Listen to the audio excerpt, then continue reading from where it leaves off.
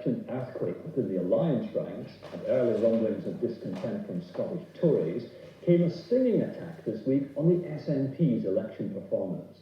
One of the party's most senior members, former Vice Chairman Jim Fairley, launched a blitz on the SNP's June strategy, which he claimed was based on an anti-Tory campaign rather than a positive nationalist one.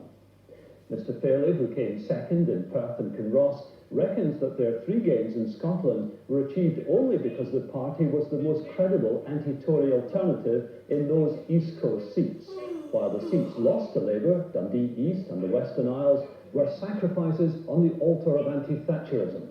Beginning what is sure to be the start of a lively debate, he wants the SNP to emphasise its independence message and persuade people that it stands for something different. Ron Thompson asked him if this wasn't just sour grapes on his part. Well, I think we have to get the results of the general election into perspective. There were no winners in Scotland. Tories were humiliated. They lost 11 seats out of 21. The Labour Party may have won a resounding victory in Scotland, but the Tories are in the majority in Westminster by 102, and the Labour Party will be able to do about as much in the next 4 years as they've done in the last 8. The Alliance, and if ever there was a misnomer, it's the Alliance, they were humiliated during the election. We didn't do as well as we would have liked to have done, but we did increase our parliamentary representation by 50%. So there are no real winners in the election in Scotland. But to get the article that's been highlighted into perspective, I write a monthly column in the Scots Independent. And what I'm saying in that article, I've been saying now for a number of years.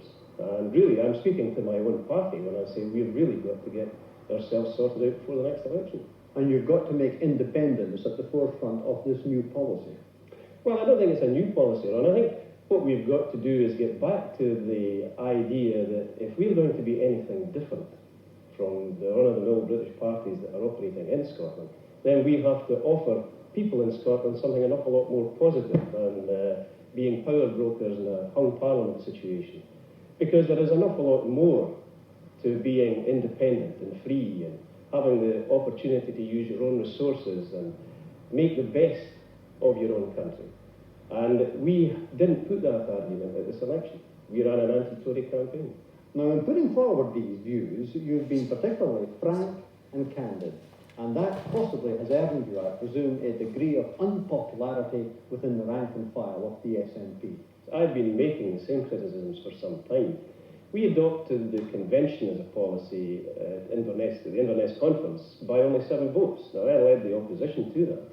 We adopted the policy of the pact with Clyde. I led the opposition to the conditions attached to that. And it was passed by only 23 votes. So there are a great many people in the party who, even up to the election, agreed with my analysis of the situation.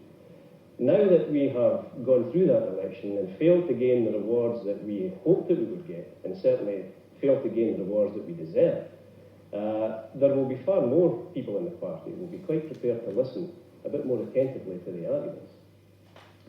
Another